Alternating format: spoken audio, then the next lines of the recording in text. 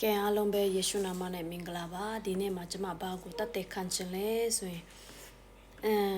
ဒီအဖက်အခန်းကြီး6အငယ်7နှစ်မှာပြောထားတဲ့အတိုင်းကျမတို့ကအတွေ့အသားရှိတဲ့လူတွေနဲ့တိုက်ခိုက်နေရတာမဟုတ်ဘူး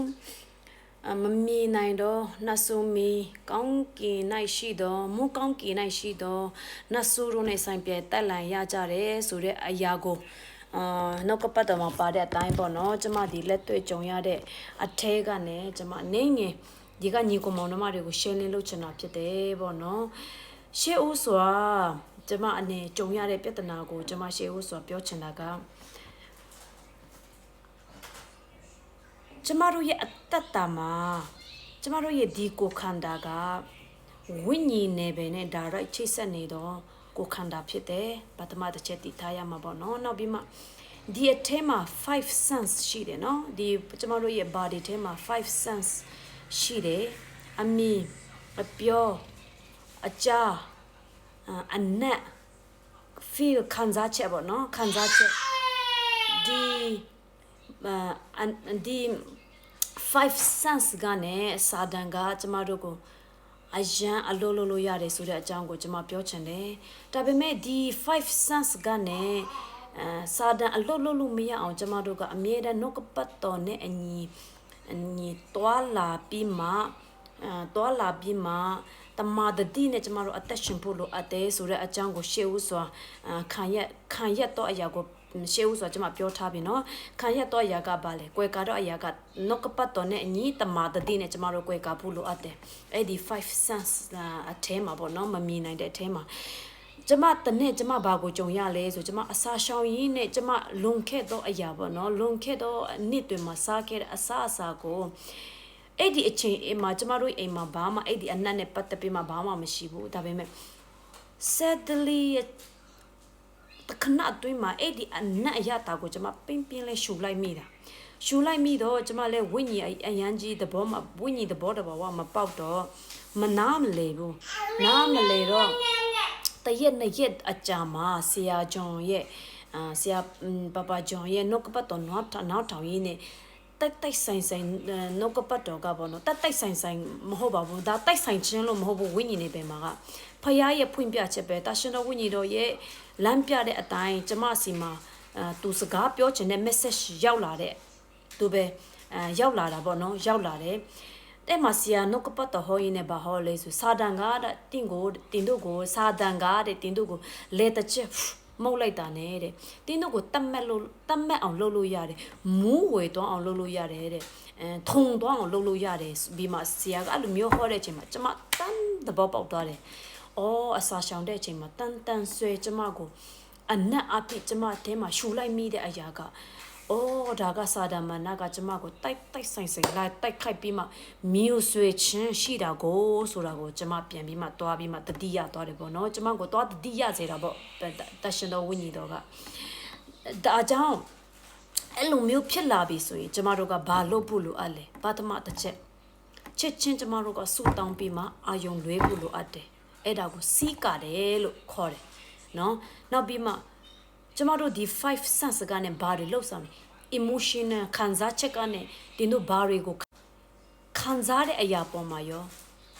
နှုတ်ကပတ်တော်နဲ့အညီခံစားတတ်ဖို့အရေးကြီးပါတယ်နော်အရေးကြီးတယ်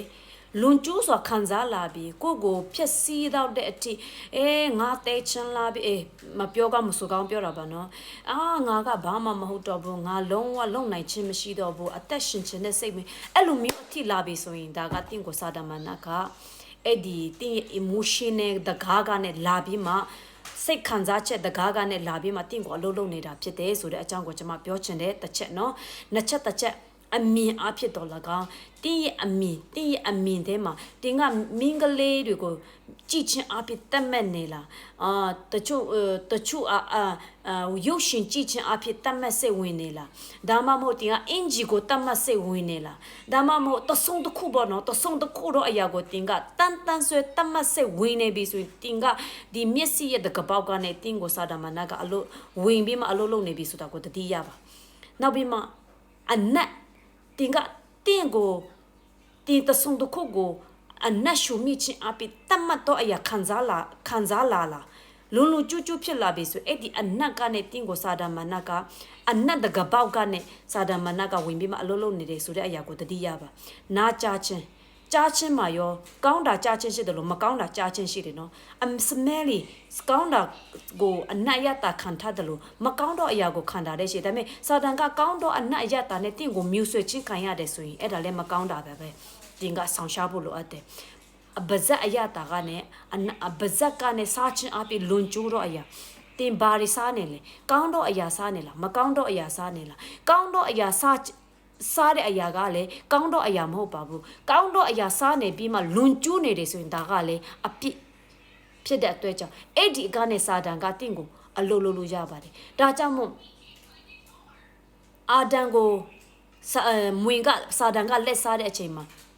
ပပလေးနဲ့ပဲနော်လက်တချောင်းလေးနဲ့လှုပ်ရှားသွားတာသူကအဲ့လိုပဲကျမတို့ရဲ့တက်တာထဲမှာကောင်းတော့အရာစားနေတာပဲငါကောင်းတဲ့အရာလုပ်နေတာပဲဒီကောင်းတော့အရာလုပ်တဲ့အတွေ့အကြောင်းကောင်းတော့အရာလုပ်နေတဲ့အတွေ့အကြောင်းဒါအပြစ်မဟုတ်ဘူးလို့မပြောပါနဲ့ကောင်းတဲ့အရာလုပ်နေပြီးမှလွန်ကျူးနေပြီတင့်ကိုတင်ပြင်ပန်းနေပြီဆိုရင်ဒါအပြစ်ဖြစ်ပါတယ်ဒါကြောင့်မို့ဒီအရာထဲမှာ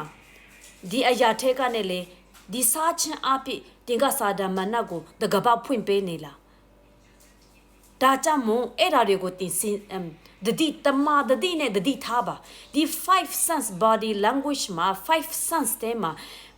လွန်ကျူးတော့အရာတွေမန်တမြကိုတင်က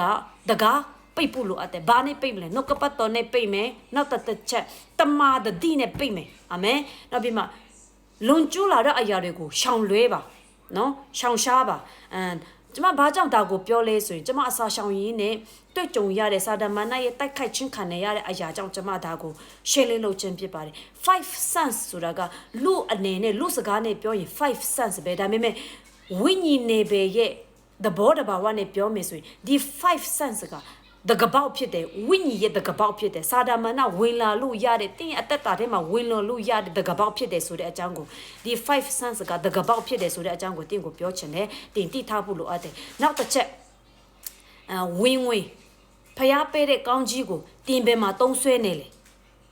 ဒါကြောင့်တုံးဆွဲတဲ့နေရာပေါ်မှာကောင်းတော့အရာကိုတုံးဆွဲခြင်းမကောင်းတော့နေရာကိုတုံးဆွဲခြင်းအမျိုးမျိုးရှိတယ်ဒါပေမဲ့လွန်ကျူးစွာမတုံးမိပါစေနဲ့လွန်ကျူးစွာလုံနေခြင်းကစာတန်ကိုတကပောက်ဖွင့်ပေးတာနဲ့အတူတူဖြစ်တယ်တစ်ချက်နှစ်ချက်မကောင်းတော့နေရာမှာတုံးလိုက်မိတာကလည်းတုံးနေခြင်းကလည်းစာတန်ဝင်ပေါက်တကပောက်ဖြစ်တယ်ဘာကြောင့်ကျမဒီလိုပြောလဲဆိုတနေ့ကျမအမျိုးသားကသူ့ကိုရန်လာရှာတဲ့သူတွေကိုမခွင့်လွတ်ပေးနေသူကအဲ့ဒီပတ်စံပေးပြီးမှဂိုင်းစတာတွေကိုပတ်စံပေးလိုက်တာအဲ့ဒီပေးလိုက်တာကိုကပြဿနာဖြစ်နေတာသူကမတိဘူးပေါ့နော်ကျမတို့တိတယ်ပတ်စံပေးလိုက်တာကဂိုင်းစတာတွေကိုဖြစ်တယ်မကောင်းတဲ့လူတွေကိုပတ်စံပေးလိုက်တာကအဲ့ဒီပတ်စံကနေအဲ့ဒီလမ်းကနေမမီနိုင်တဲ့ဝိညာဉ်နယ်ပင်မှာတကပောက်ဖြစ်သွားတဲ့အတွက်ကြောင့်အဲ့ဒီလမ်းကနေကျမတို့ရဲ့မိသားစုရဲ့အထဲမှာဝင်လမ်းကြောက်ကနေစာတန်ကဝင်လာပြီးမှကျမတို့ရဲ့အထဲမှာဖျားခင်ပေးထားတဲ့ကောင်းကြီးမင်္ဂလာကိုမကုံတင်တဲ့နေရာမှာကုံမတုံးတင်တဲ့နေရာမှာတုံးအောင်မထွက်တဲ့နေရာမှာထွက်သွားအောင်သူကလာပြီးမှကျမတို့ကိုလှုပ်ဆောင်နေတာလှုပ်ဆောင်မှာဖြစ်တဲ့အတွက်ကြောင့်ဒီတုံးလိုက်ပြီးဆိုရင်လေဥပမာတင်ကတုံးလိုက်မိပြီကျမတို့လိုလှုပ်လိုက်မိပြီဆိုရင်လေဖျားရှိမှဒူးထောက်တောင်းပန်ပြီးမှဖျားရဲ့ကဲပါမတုံးတင်တဲ့နေရာမလှုပ်တဲ့နေရာလှုပ်လိုက်မိပါပြီမဆာပါခွလွန်ပေးပါဆိုပြီးမှဖျားကဒီတကပောက်ကိုပိတ်ပေးအောင်ဆူတောင်းပါတကပောက်ကိုပိတ်ပေးဖို့အတွက်ဆူတောင်းခြင်းကတင်တောင်းပန်ခြင်းဖြစ်တယ်အဓိကပွိုက်ချက်ကနော်တောင်းပန်ခြင်းဖြစ်တယ်မကောင်းတဲ့နေရာမှာတုံးလိုက်မိပြီတကပောက်ဖြစ်သွားပြီဆိုတာတင်တိပါတိပြီးတင် feel ခံစားပြီးဆိုရင်ဘုရားစီမှာဒူးထောက်တောင်းပန်ပြီးမှအပိကိုဝန်ချတောင်းခံခြင်းကတကပောက်ပိတ်လိုက်ခြင်းဖြစ်တယ်အာမင်ဒါကြောင့်မို့ကျမတို့ရဲ့အသက်တာမှာကျမဒီနေ့ပြောသွားတဲ့အထဲမှာအထူးတတိထားပါ5 sense တဲမှာကဝိညာဉ်နေဘေကနေတကပောက်ဖြစ်တယ်ဝိညာဉ်နေစာဒမနကိုတကပောက်ပေးတဲ့အရာဖြစ်တယ်ဒါကြောင့်မို့ဒီတကပောက်တွေကိုပိတ်ထားဖို့လိုအပ်တယ်ဖွင့်လိုက်မိပြီဆိုရင်လေဘုရားခင်ကိုတောင်းပန်ပြီးမှပိတ်ထားဖို့လိုအပ်ပါတယ်ဒါကြောင့်မို့ကျမတို့ရဲ့အသက်တာမှာဒီအရာတွေကိုနှုတ်ကပတ်တော်နဲ့အညီတွားပြီးမှတမာတတိနဲ့စီကာတတ်တော်သူများဖြစ်ကြပါစေလို့ရှင်းလင်းလို့ရင်ဖျား ကောင်းကြီးပေးပါတယ်ပေါ့နော်အရောက်ချင်းစီတိုင်းပြရှိကောင်းကြီးပေးပါကြမယ်